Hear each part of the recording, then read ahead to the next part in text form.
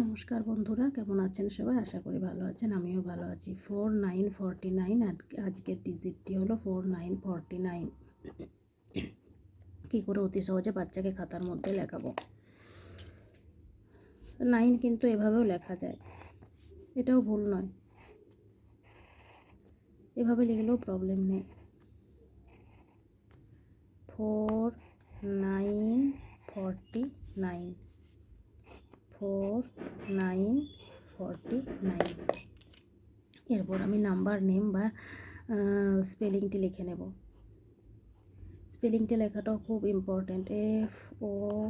FORTY 49 NINE 9 9 FORTY 49 NINE 9। যদি ভিডিওটি ভালো লাগে অবশ্যই একটি লাইক করবেন।